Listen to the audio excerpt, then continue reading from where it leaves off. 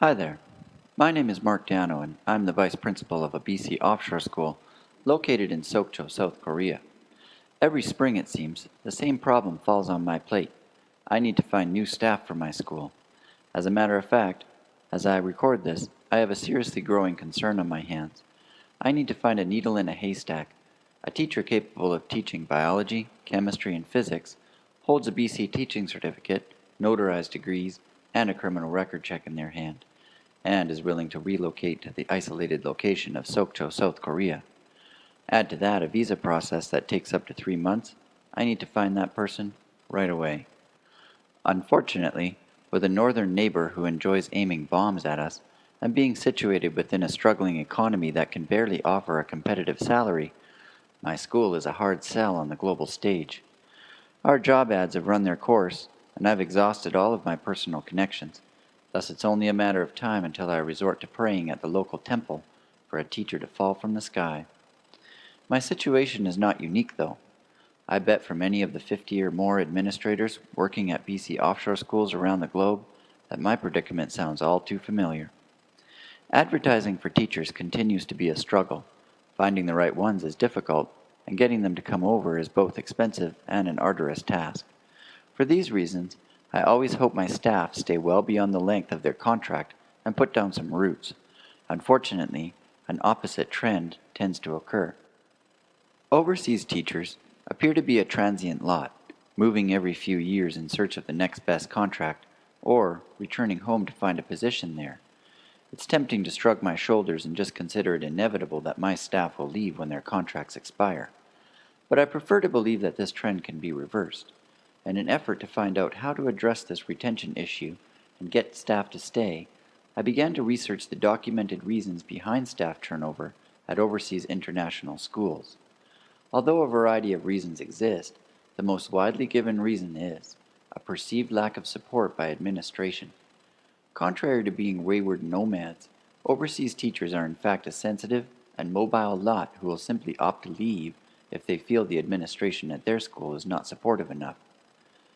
This was an important discovery, because it inspired me to then make an inquiry into what causes this sensitivity. Firstly, an investigation revealed that teachers overseas not only experience culture shock, but in fact double culture shock as they adapt to life in not just a new country, but in a new workplace as well. Furthermore, they routinely struggle with feelings of deprofessionalization as they adjust to the workplace expectations of an unfamiliar environment. What worked for them in the classroom back at home doesn't always work in their new setting. Finally, they are marginalized in their location due to language barriers, legal rights, and cultural awareness. In a nutshell, although they may not come out and overtly say it, teachers working overseas are stressed out, confused, lonely, and marginalized. For administrators in those schools, it can make for a volatile and emotional staff that leads to the next question: how to deal with it. In an effort to answer that question, I would like to share with my fellow BC offshore administrators around the world some strategies that I have either employed or observed to be effective for managing teaching staffs at offshore schools. The first idea I would like to share is an organizational blog. I discovered that creating a blog, especially for the staff of your BC offshore school, can help to address the culture shock and need for community that many overseas teachers experience. It's also a way for the administration to demonstrate concern and care for their staff. As one of my teachers told me, the blog has been a great way to help myself and colleagues in adjusting to life in Korea, specifically adjusting to life in this small city. The blog, created and maintained throughout the year, was a great way to build community and inform us about events in Korean culture. I really appreciate the support and enthusiasm for educating and living overseas. The blog that I created for my staff regularly featured articles about local events, Korean culture, lesson ideas, guest posts by the teachers, and other items of specific interest to our small community of expats. The response to the blog has always been positive, and during stretches where I found it difficult to find time to post, teachers said they missed it. The stats bar within the blog would show me that posts were being read by almost everyone on staff, so that reassured me that it was reaching the intended audience. Although I strongly encouraged staff to post and comment, few did, preferring to enjoy the blog passively, much like one would enjoy a community magazine. Although this vexed me at first, current literature states that this is to be expected, and teachers expressed to me that they felt shy and awkward to write for their peers. Posting about local events encouraged staff to get together more, and as one teacher mentioned to me, the blog articles were often a catalyst for conversation when staff gathered socially, maybe over a beverage or two. Blogging regularly produced a change in myself as an administrator as well. It forced me to get in tune with what was of interest to my staff and what concerns they had at a given point in time. To do that meant face-to-face conversations, check-ins throughout the week. It also encouraged me to research Korean culture and get to know the local community. I believe that it's an excellent example to set as an administrator at an offshore school. I invite you to check out my blog, which can be found at this address, www.markcafe.wordpress.com.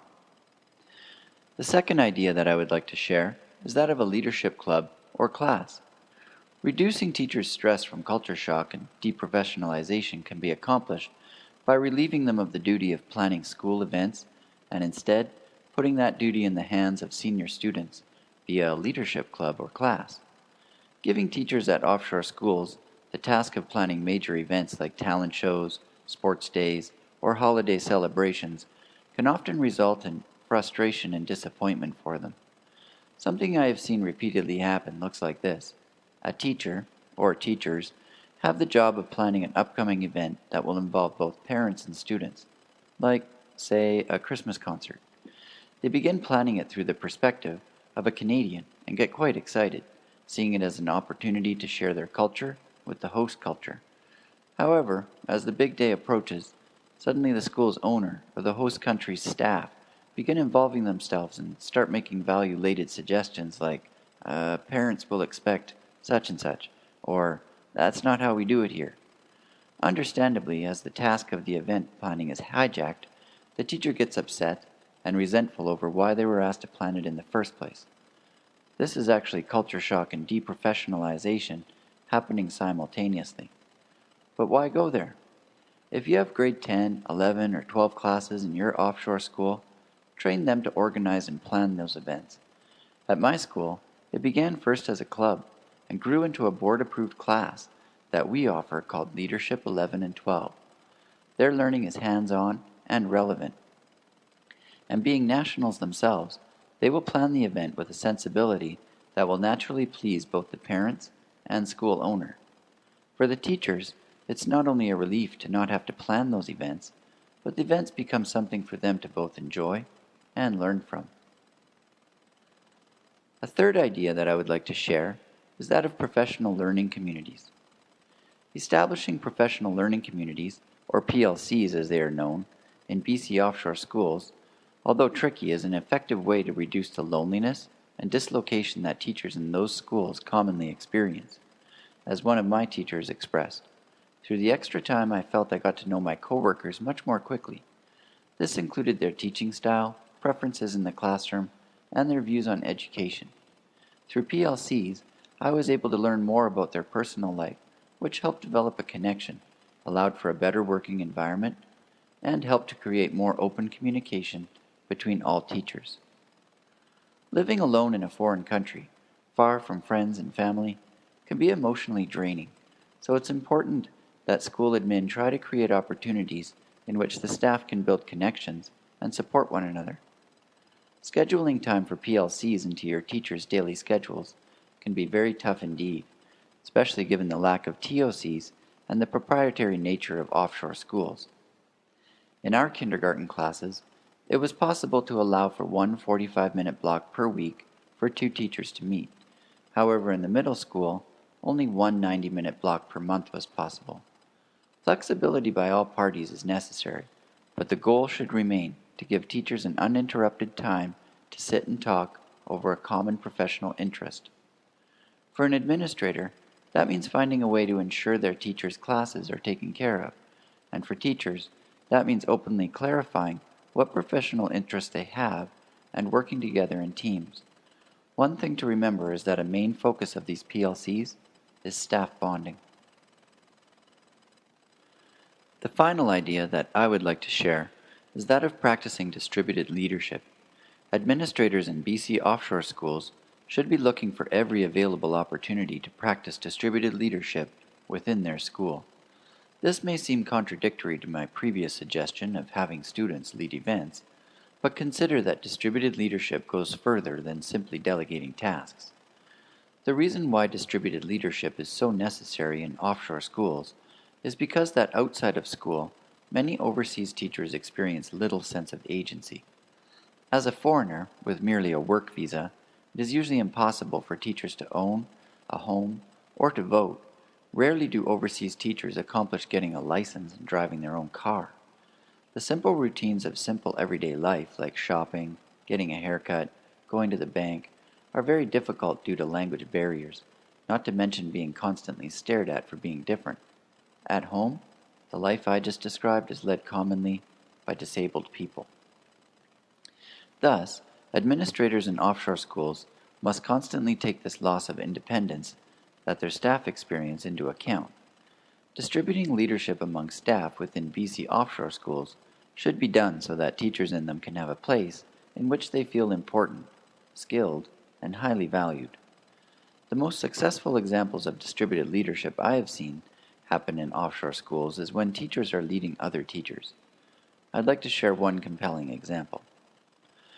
In 2014, it was recommended by the ministry inspection team that our school find more ways to implement technology. The principal saw this not as a criticism, but as an opportunity. In the spring, she shared the recommendation with the staff, and 2 tech-minded teachers stepped forward to take it on. The following September, the school covered their expenses as they attended a Google Classroom seminar in Seoul. After returning, they led a series of workshops for the staff in which they shared what they learned. Within a few months, many staff were utilizing Google Classroom as a learning platform for their students, and a plan was in place for all senior staff to be doing so by December. When a ministry inspection team visited in November, they were impressed enough to laud our school as exemplary. Needless to say, the 2 teachers that helped make it happen beamed with pride and self-satisfaction.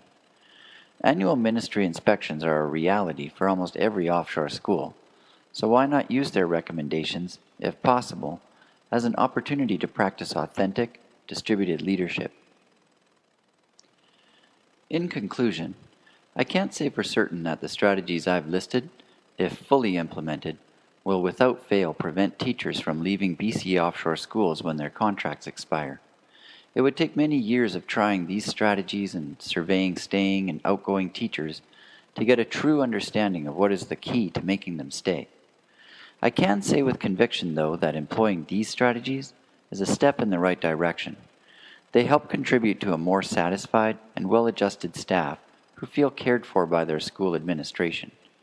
As BC offshore schools grow in number around the world, the need for practical and effective approaches to managing them staff-wise grows also. I hope the discoveries and strategies that I've shared can be of value to those brave administrators working in BC offshore schools now and in the future.